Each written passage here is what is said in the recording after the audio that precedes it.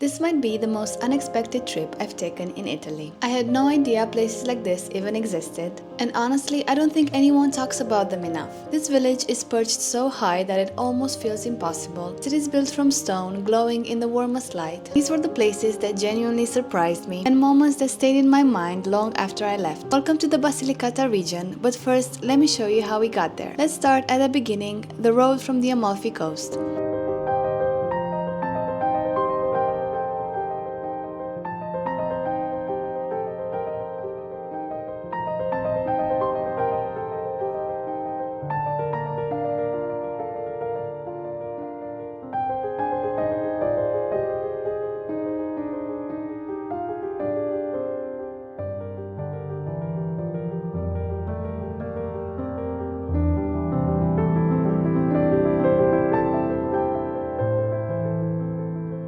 Not there yet, but it already looks so amazing. And from here, if you're interested in zip lines, there is a famous zip line called the Flight of the Angels that takes you from this city, Pietrapertosa, to another village nearby, Castel del Mare, I think it's called. It's so cool. You just fly around in this landscape with no brakes. It's just you flying solo from one village to another. So people actually fly through the air between these cliffs, but caution is not for the faint of heart. You have to be really adventurous and to want some adrenaline-filled activity. And we're here. Oh my God.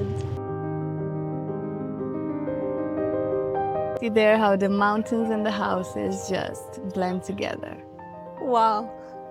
Now I can really see why they call it Piccolo Dolomiti. This city is perched atop the Lucanian Dolomites at over 1,000 meters, and it's the highest city in this area of Italy, which is called the Basilicata region. Its name actually means pierced stone because of the town's unique integration with the rock formations. It's like it's not real. It's literally sculpted into the rock.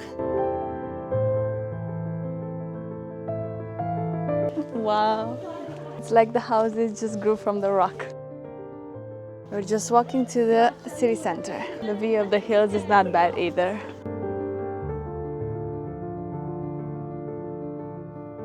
Look at this house. One of its walls, it's the rock.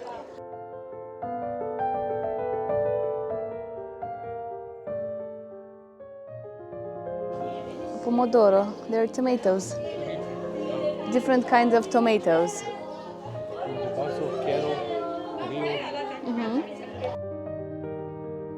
We're going to the Arabata neighborhood, or if you can call it that. Buongiorno. Just a city built from stone, in a stone.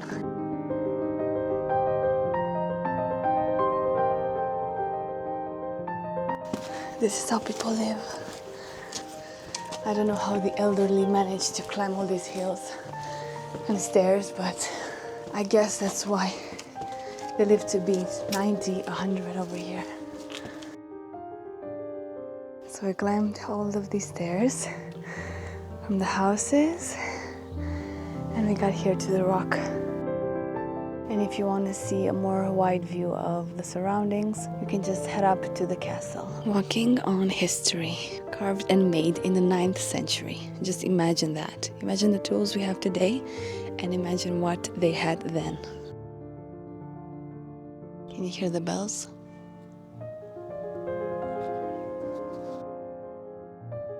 Pietrapertosa from the ground is beautiful. From the sky, it's something else entirely. From above, Pietrapertosa looks almost impossible. A village stretched across a ridge of sharp limestone peaks as if it grew out of the rock itself. The shape of these cliffs is what made this place so strategic for centuries. There were natural towers, natural walls, and a single ridge that overlooks the whole valley. When you see the rooftops from this angle, you can tell how the town was built piece by piece around the mountain. Many of the homes still use the raw stone as their back wall, not just for the aesthetic, but because the mountain was the easiest thing to build with. What I love most though, standing here and also seeing it from above, is the contrast. The landscape looks wild and dramatic, but the village itself is quiet, slow, almost untouched. No big roads, no crowds, just narrow stone alleys, terraced houses, and mountains that stretch endlessly in every direction. And that's the charm of Pietrapertosa, so definitely don't miss it if you're ever in the Basilicata region of Italy. It's so cool that we stayed here for half an hour just chilling and taking in the views. I'm so curious how the people live here, but unfortunately I don't know Italian that well, and it's really hard to communicate with them. But yeah, I think they're happy. It's a quiet spot, surrounded by nature, simple but joyous life. So I really urge you, if you are in this part of Italy, remember we're in the Basilicata region, just from Amalfi to the east towards Bari. You should stop in this small village. It's gorgeous and it deserves more visitors.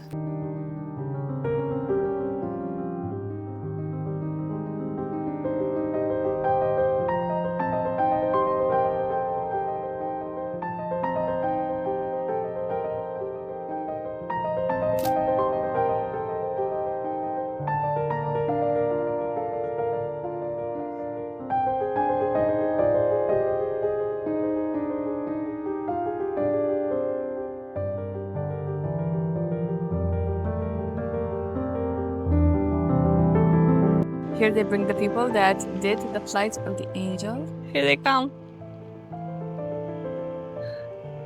And from here the bus picks them up and takes them to the village from where they started. That's so cool. Look, they went in twos. They stopped them and that's it. And they bring you back in this small van. So we just parked in the city of Matera, and what was really confusing for us is that Waze brought us to the center of town, but it wasn't the old town, and we were very confused. It wasn't the town that we saw in pictures, and I was like, what are we doing here? Yeah, and apparently there's a whole other city besides the old city. So you have to park here. So if you come by car, you have to park in the city and then walk to the archaeological site, because that is a zone non-permitted for car traffic. So yeah, keep that in mind. You park on the blue lines and then you have a machine over there. You say the number of the blue line and the identification number for your car and then pay. It's €1 an hour. Currently running to catch the sunset, which apparently is amazing over the old town, so just running around the city.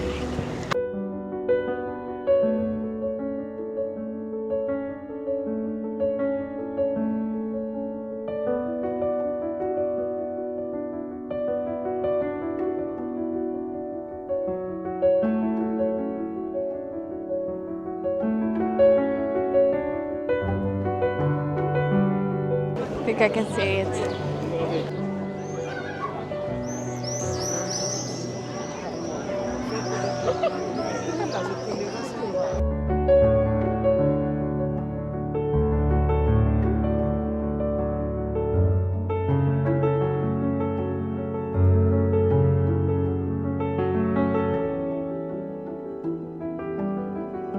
We didn't quite catch the color of the sunset on the buildings, but it's still very beautiful.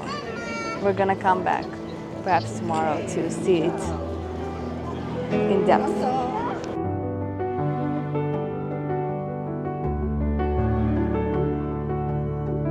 I think it's weird that nobody says just how big Matera is and how modern.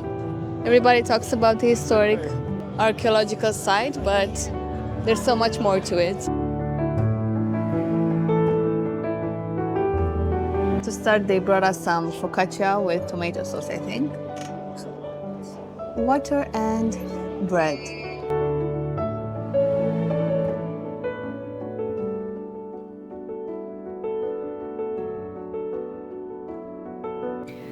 So we just checked into our lovely spot here in La Terza. We're really pleasantly surprised. Everything looks amazing. It's a fabulous mix of new, modern, and traditional. I mean, look at the ceiling. The ceiling is so cool. It extends way over there, and it's very typical of Apulian houses. We are so exhausted after this day, which was basically a traveling day. We came all the way from Vico Equense to here. So yeah, see you tomorrow. with a brand new day.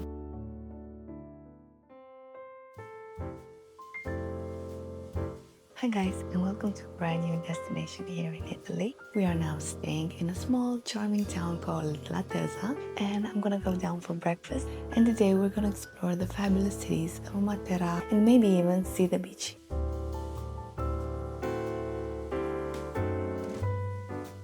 The stairs to the breakfast spot, oh my god. I just love in Italy when people pass by you, elderly especially, and they greet you good morning, buongiorno. It's so lovely. Even if they don't know you, they salute you.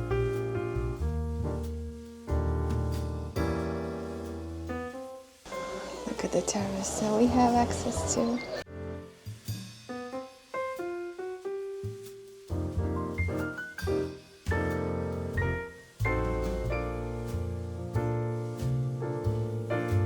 I'll tell you next time. Oh, I just had the most authentic breakfast. I loved it. We're just in this kind of living room space and we ate breakfast together. It was so beautiful. And the way that the nonna, oh, this is a, wow, black butterfly. I've never seen it. Wow. It was not a butterfly, it was a dragonfly. I really loved my breakfast made by the nonna. She asked me if I wanted an omelette because she knew I was having a savory breakfast, and she just made me an omelette and it was just perfect. A cappuccino, an omelette, perfect way to start the day. So this is the town of Laterza. It's a small town, but quite charming. This is the beautiful little park they have here, and yesterday we saw a lot of elderly just sitting around talking, playing chess. I love Italy because the elderly always seem to continue to live life and not stop living. You would think that these are graffitis, but they're not. They're woven into this plastic fabric. So cool. This is a little market. Now it's empty, but there are food stalls and produce stalls here. We decided to stay in this little town called Laterza because it was right on the edge of the Basilicata region and it was the perfect base to explore the mountains and the stone cities. It's one of those places most travelers passed by, but it has a surprisingly long history. It has an ancient ceramic tradition that dates back for centuries, and walking through the center you can still feel those older layers of the town. The narrow streets, the stone buildings, the slow and local rhythm. We didn't get to explore too much here because in the next vlog, we're going to a different little town in Puglia, a place with a completely romantic atmosphere. So Laterza became our quiet stop in between, but we must say we fell in love with it. It was a peaceful transition before experiencing more of the south.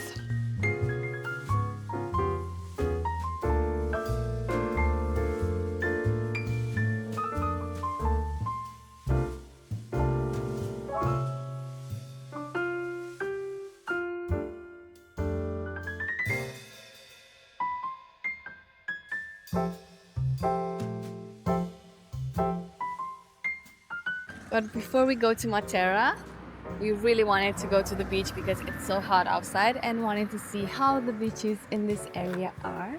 We heard they're beautiful because they have turquoise waters. So, oh wow. Wow. Look at this.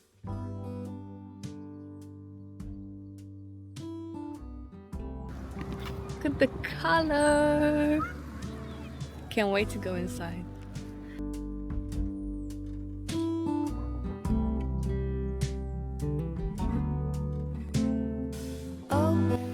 Sit down right here. You have to keep in mind that there are free zones like these ones, or if you want a chair like those ones.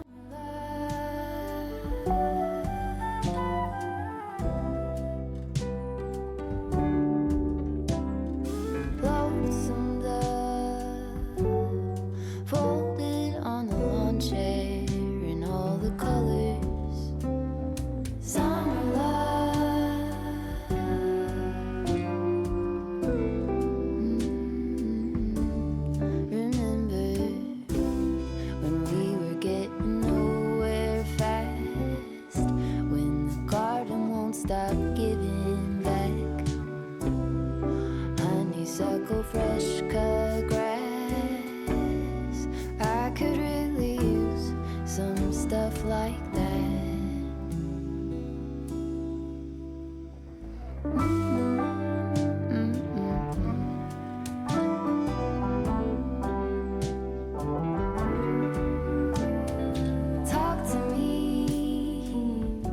Here we've tried probably the best focaccia of our lives. It's so soft, cannot even describe it how soft it is. It's so good.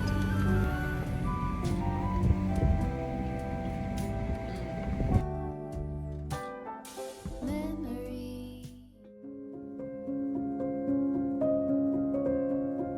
Walking into Sassi di Matera for the first time feels like stepping into another timeline. Matera is one of the oldest continuously lived-in places in the world. People have been here for over 9,000 years, carving homes, churches, and entire neighborhoods directly into the rock, and you can feel that immediately. The streets don't follow any pattern, they twist, overlap, turn into staircases, and then disappear behind corners. We kept stopping just to understand where we were, trying to read the city like a maze. Every path looks like it leads somewhere new, so we just followed the direction that felt right. The further we walked, the quieter it got.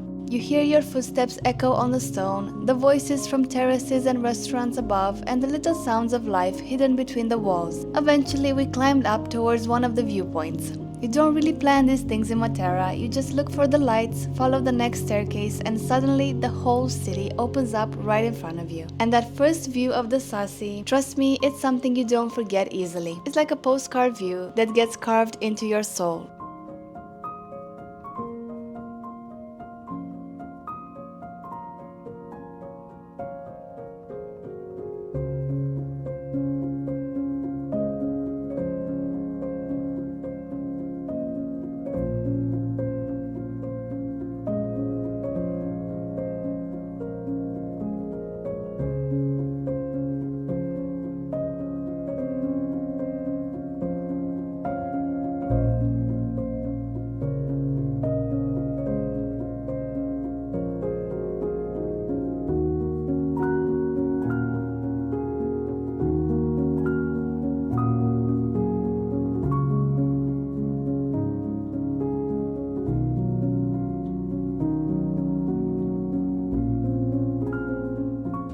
I can't believe we get to walk in a city this old, one of the oldest cities in Italy. Imagine people living here. After admiring the sun setting down on Sassi di Matera, we decided to grab dinner, and we just sat down at a restaurant that we found during our walk.